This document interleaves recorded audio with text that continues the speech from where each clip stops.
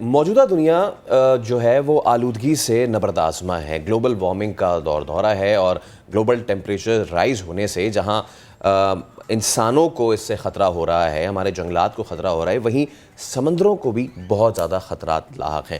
اور اب سمندروں کو خطرات کیسے ہیں لاحق، اس کے لیے صبح میں نے کام کیا اور میں نے یہ کام کیا کہ میں خود سمندر کے اندر گیا اور میں نے جا کے دیکھا کہ آخر سمندر کی طبیعت خراب کیسے ہو رہی ہے. تو آپ کو لے کے چلتے ہیں اندر اور دکھاتے ہیں. پہلے دیکھتے ہیں پھر.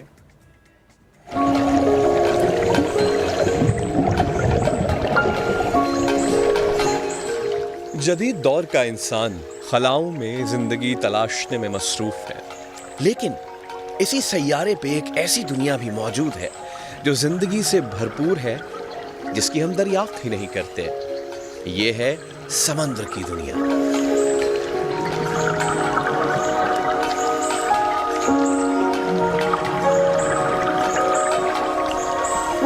اور یہ ہے اس دنیا کی بقا کا ضامن، کورل ریفز، سمندری باغات، مونگے، جہاں سے سمندری زندگی کا آغاز ہوتا ہے. یہ مونگے دنیا بھر کے 500 ملین سے زائد افراد کی خوراک اور آمدن کا بالواسطہ یا بلا واسطہ ذریعہ ہے.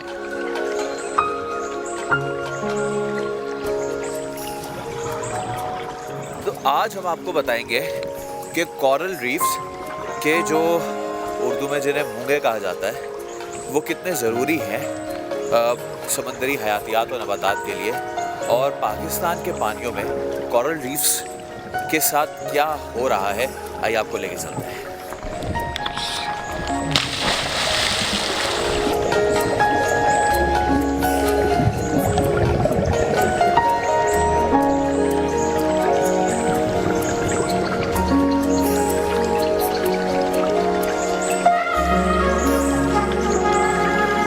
ہزار کلومیٹر سے زائد کی پاکستانی سمندری پٹی بھی ان مونگوں سے بھری پڑی ہے.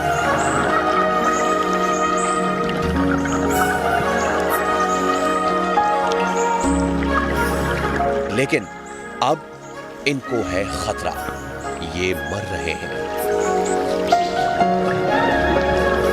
پاکستان میں یہ مونگے چرنا آئلینڈ، استولا آئلینڈ اور ماڑا، گوادر اور بلوچستان میں جیونی کے آس پاس پائے جاتے ہیں. ان کی لگ بھگ 55 اقسام سمندری آلودگی اور ساحلی پٹیوں پہ تیزی سے ہونے والی تعمیرات سے شدید متاثر ہو رہی ہیں. رنگ برنگی مچھلیوں کی خوراک بھی مہیا کرتے ہیں اور ان کا گھر بھی یہی رنگ برنگے مونگے ہوتے ہیں. یہ مونگے، یہ کورل ریفز سمندری حیات کے لیے لازم و ملزوم ہیں، اور ان کی موت سمندری حیات کی موت نہیں، سمندر سے جڑی بہت بڑی آبادی اور اس کی معاش کی موت بھی ثابت ہو سکتی ہے.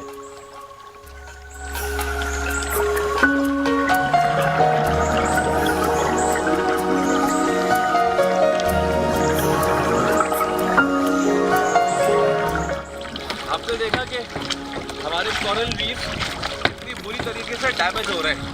اب یہ کیوں ہو رہا ہے، اس کی وجہ کیا ہے اور کیا ہم انہیں بچا سکتے ہیں؟ چلیے چل کے جانتے ہیں. میں تب تک ایک اور ٹائپ مار لوں.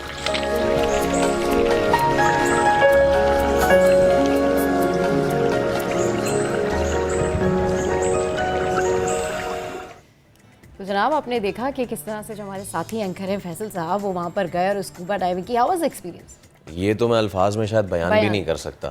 اور جیسے لگتا ہے جیسے دنیا جو ہے وہ تھم سی گئی ہے، رک سی گئی ہے، وقت رک سا گیا ہے.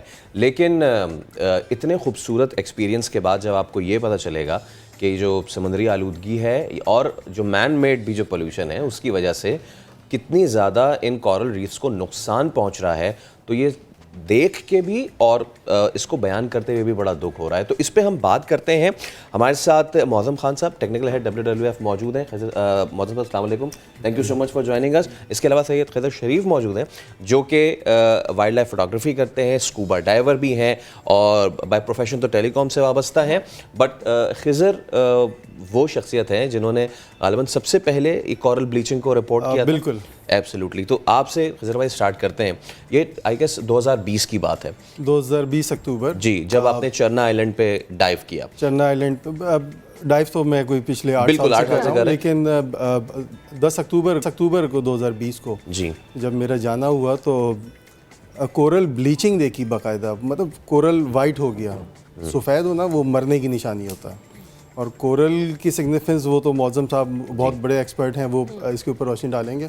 لیکن پچھلے 8 سالوں میں کبھی اس طرح کی چیز نہیں دیکھی. اور ہمارے یہاں انفارچونیٹلی اس ٹاپک پہ بات بھی کم ہوتی ہے. ہمارے یہاں لوگ ڈسکس نہیں کرتے ہیں. ہمارا جو لوکل میڈیا گزشتہ کچھ سالوں میں تھوڑی بہت اس کے اوپر ڈسکشن ہوئی ہے، لیکن سہراسل گفتگو نہیں ہو سکی. بقول پاکستان کے مقبول ترین شاعر جان ایلیا کہتے ہیں کہ وہ ان کا شعر ہے، ایک ہی حادثہ تو ہے اور وہ یہ کہ بات نہیں سنی گئی، بات نہیں کہی گئی. تو بات یہ ہے کہ بات نہیں کہی گئی اور سنی بھی نہیں گئی. جو ہمارے یہاں گند بلا ہم سمندر کے حوالے کر رہے ہیں، اپنے ہاتھوں سے خودکشی کر رہے ہیں، ایسا ہے. اور وہ کورل بلیچنگ ہونا یہ مطلب میرے لیے شاکنگ تھا. میں نے سالوں ویڈیوز اور پکچرز نکالی ہیں پانی کے اندر. ایک الگ دنیا ہے، ایک الگ آپ کو ایک الگ انوائرمنٹ میں لے جاتی ہے. وہ آپ نے ایکسپیرینس کیا ہے بذات خود، کتنا خوبصورت وہ ماحول ہے. اور اس کے بعد جب آپ اس کو آنکھوں سے مرتا ہوا دیکھیں گے تو مطلب نیچر کے ساتھ اس طرح سے ہونا، اور پھر اس کے اوپر ظلم یہ ہے، ستم یہ ہے کہ اس کے لیے لوگ جاگتے بھی نہیں ہیں. اس کے لیے ایسا بھی نہیں دیکھا گیا کہ اقدامات کیے جا رہے ہوں یا ہمارے اندر کوئی سینس ہی جنریٹ. ہمارے یہاں کوئی ریگولیشن ہونی چاہیے ہر چیز کی. انفارچونیٹلی اس چیز کا فقدان ہے. ریگولیشن ہوگی تو چیزوں کو آپ پروٹیکٹ کر سکتے ہیں. تجارتی سرگرمیاں ہمارے یہاں، پھر وہ ماحولیاتی آلودگی اور بہت ساری وجوہات ہو سکتی ہے. میں اس کا ایکسپرٹ تو نہیں ہوں. کوسٹ لائن پہ بھی جتنی جو مطلب ہماری کوسٹ لائن اتنی بڑی، سندھ سے لے کے بلوچستان، امیزنگ. میں نے کچھ دوستوں کے ساتھ 2018 میں معظم صاحب گواہ ہیں اس کے، ہم نے ایک شپ ریک ایکسپلور کیا تھا اور وہ گڈانی کی طرف. وہ کیا خوبصورت اس کی مطلب ادھر مرین لائف آپ ناقابل بیان ہے الفاظوں میں. اب یہی چیز جو کہ خضر بھائی نے کی ہے، اب یہ سوال میں معظم صاحب سے کرتا ہوں. معظم صاحب میں چاہوں گا کچھ تو ہم نے کوشش کی بتانے کی لوگوں کو، کچھ آپ بتائیں یہ کورل ریفز یہ کیوں ضروری ہیں، نہ صرف یہ کہ سمندری زندگی کے لیے بلکہ سمندر سے باہر کی زندگی کے لیے بھی. ایسا ہے کہ کورل ایک ایسا ایکو سسٹم ہے. پہلی بات تو ہے کہ ہم خوش قسمت ہے کہ اللہ تعالیٰ نے ہمیں جتنی نعمتیں دی ہیں، خشکی پہ دریاؤں میں پہاڑ ہیں، سمندر ہیں، اس سمندر میں بھی اللہ تعالیٰ نے ہم کو ہر طرح سے نوازا ہے. لیکن کورل ریف پاکستان میں انفارچونیٹلی بہت ہی ریسٹرکٹیو علاقے پہ ہیں. 4 سے 5 جگہوں کے علاوہ کورل نہیں ملتے، اور کورل ریف کہیں پر بھی نہیں ہے. ریف کا مطلب ہوتا ہے ایک پورا ایکو سسٹم بننا. وہ ایک فنومنا ہے. وہ ہمارے پاس نہ بننے کے جو سبب ہیں، اس کے سب سے بڑے سبب مانسون کا ریورس ہونا، ٹمپریچر کا لو جانا، اور سمندر میں ٹربیڈیٹی ہے. تو کورل کے پیچز موجود ہیں ہمارے پاس. اور کورل بیسیکلی ایک سمجھ لیجئے کہ ایک بہت بڑی کالونی ہوتی ہے اینیملز کی. بہت چھوٹے اینیملز ہوتے ہیں جو کہ آنکھوں سے تو نظر آ جاتے ہیں، لیکن ان کی اگر آپ ڈیٹیل دیکھیں تو سمجھ میں نہیں آتی. یہ کورل خود غذا پیدا نہیں کرتے ہیں. یہ جیلی فش کے رشتہ دار ہیں، لیکن ان میں غذا پیدا کرنے کی، کھانے کی صلاحیت نہیں ہوتی. تو یہ ایسا ہے کہ جو سمندر میں کائی ملتی ہے، ان کی کچھ ایسی اقسام ہیں کہ جن کو اپنے جسم میں رکھ لیتے ہیں، ان کو تحفظ مل جاتا ہے اور وہ ان کے لیے غذا پیدا کر رہے ہوتے ہیں. تو کورل کا ایکو سسٹم پھر اس کے علاوہ چونکہ اتنا ڈائیورس ہیبیٹاٹ ہے کہ اس میں دنیا بھر کے اور جانورات ان کے ساتھ رہنا شروع کر دیتے. لیکن اگر کوئی حالات خراب ہوں، جس کے بہت سارے ریزن ہو سکتے ہیں، تو یہ جو انہوں نے مہمان کائی کو اپنے پاس رکھا ہوا ہے، اس کو اپنے جسم سے نکال دیتے ہیں. صحیح. اور وہ جب نکل جاتے ہیں تو کورل ڈیڈ ہو جاتا ہے، اور پھر زندہ ہونے کے چانسز نہیں ہوتے، کیونکہ ایک دفعہ جب کوئی بھی چیز ڈیڈ ہو جائے تو اس کو ریوائیو نہیں کر سکتے. جب وہ اس میں سے وہ قیمتی جو ویڈ ہوتی ہے، الجی ہوتی ہے، وہ نکل جاتی ہے تو ان کا رنگ ختم ہو جاتا ہے، تو سفید ہو جاتے ہیں. اس لیے اس کو بلیچنگ کہتے ہیں. تو یہ جب بلیچنگ کا فنومنا اکتوبر 2020 میں رپورٹ کیا تو میں نے انٹرنیشنل جو سائنٹسٹ ہیں ان کو بھی بتایا. تو ان کے لیے انتہائی پریشان کن بات تھی، کیونکہ اس کی وجہ یہ ہے کہ پوری دنیا میں کورل بلیچنگ پھیل رہی ہے، خاص طور پہ پرشین گلف کے علاقے میں.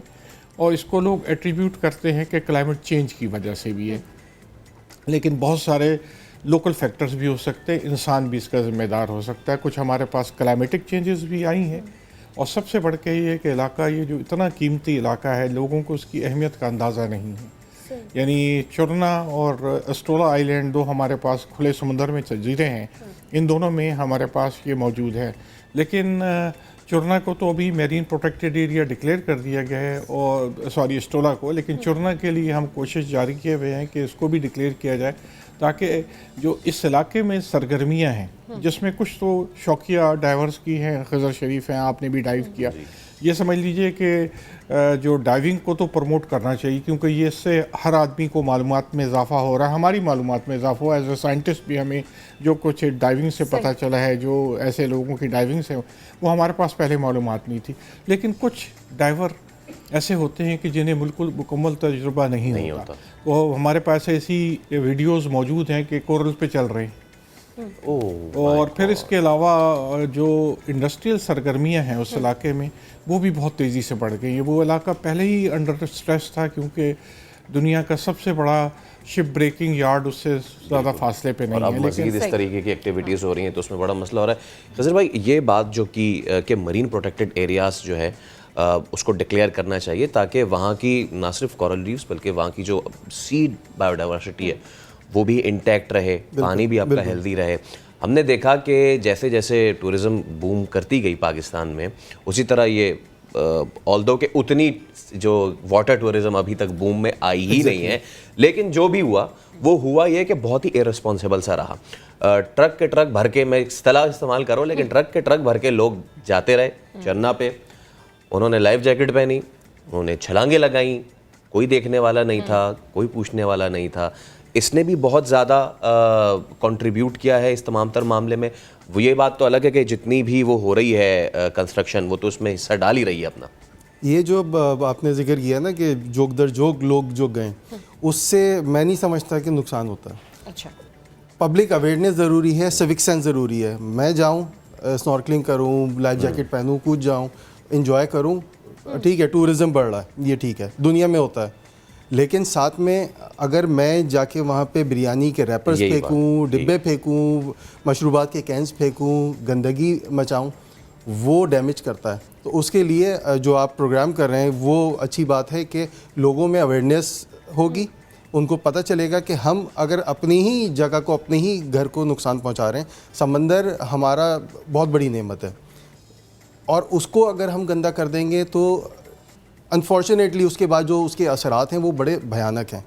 تجارتی سرگرمیاں اور دیگر مالیاتی جو ہم اپنا جو کنٹریبیوشن ہے وہ تو کم از کم کر سکتے ہیں. سی وی یو پہ آپ دیکھیں کس طرح سے اب کچھ جا کے کچھ بہتری صفائی ستھرائی کا ہم دیکھتے ہیں، لیکن ہمیں خود اویئرنیس پیدا کرنی پڑے گی اپنے گھر میں، اپنے آس پاس کے لوگوں کو، دوست احباب کو سمجھانا پڑے گا کہ یہ جو کووڈ کے دنوں میں تھرموکول کی جو مگز اور کپس آئیں، آپ کو اندازہ ہے کہ کتنا گاربیج جمع ہوا، اور یہ گاربیج کس طرح سے اس کو ڈسپوز ہوگا، یہ سمندر میں جاتا ہے.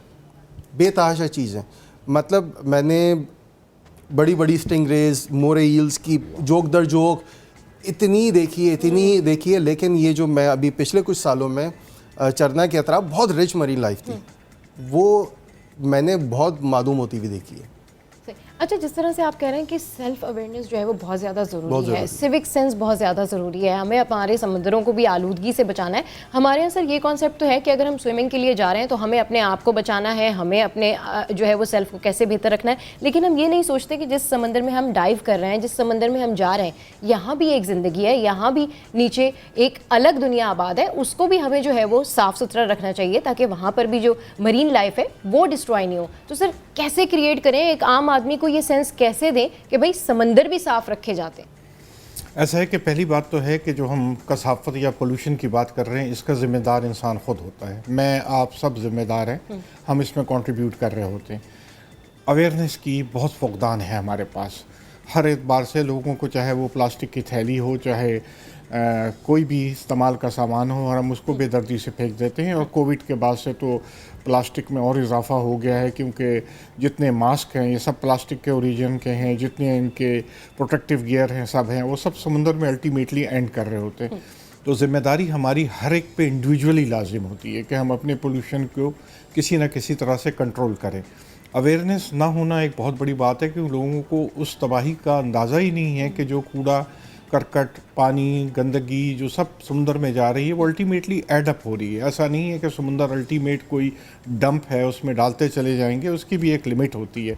जिस शहर के अंदर, फिगर्स के बारे में तो डाउट है, लेकिन 12 से 14 हज़ार टन कूड़ा डेली जनरेट होता हो, उसमें से सिर्फ 8,000 टन उठाया जाता हो, बकिया तो अल्टीमेटली इन्वायरमेंट का हिस्सा बनता है। बिल्कुल। तो हमारे जो साहिली इलाकों में जिन जगहों पर पहले हम शिकार किया करते थे, कमर्शियल फ़िशिंग होती थी जहाँ पे झींगे पकड़े जाते थे, वहाँ पहले ऐसा था कि अगर आपने एक जाल डाला है, एक झींगे की जाल की मैं एक एग्ज़ाम्पल दे रहा हूँ, तो अगर झींगे के जाल में आपने एक डाला है तो तकरीबन 100 केजी झींगा आता था।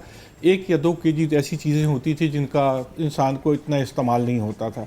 लेकिन आज अगर आप इन जगहों पे जाल डालें तो इसमें तकरीबन 100 केजी के अंदर 99 केजी तो कूड़ा होता है। Oh my God. और 1 या 2 मछलियाँ होती हैं, 1 या 2 झींगे होते हैं, क्योंकि इतना जो कूड़ा है ये एसिमिलेट नहीं होता। इंसान ने जो पहला प्लास्टिक आज से पहले बनाया होगा तकरीबन 120 साल पहले, वो भी माहौल पे एब्जॉर्ब नहीं होगा क्योंकि उसको मिनिमम 500 ईयर चाहिए। तो कूड़ा एड अप होता चला अच्छा जाएगा। सर, मुझे अब ये बताएं, क्योंकि हमारे पास आखिरी चंद मिनट्स हैं, कि पूरी दुनिया जो है वो इसमें सीमेंटेड ब्लॉक्स, मैंने देखा था यूएसए में जहाँ भी ब्लीचिंग हो रही थी, वो ब्लॉक्स नीचे फेंकते हैं, उस पर फिर रीफ्स बनते हैं। हमारे यहाँ इस तरीके से चीज़ें हो रही हैं?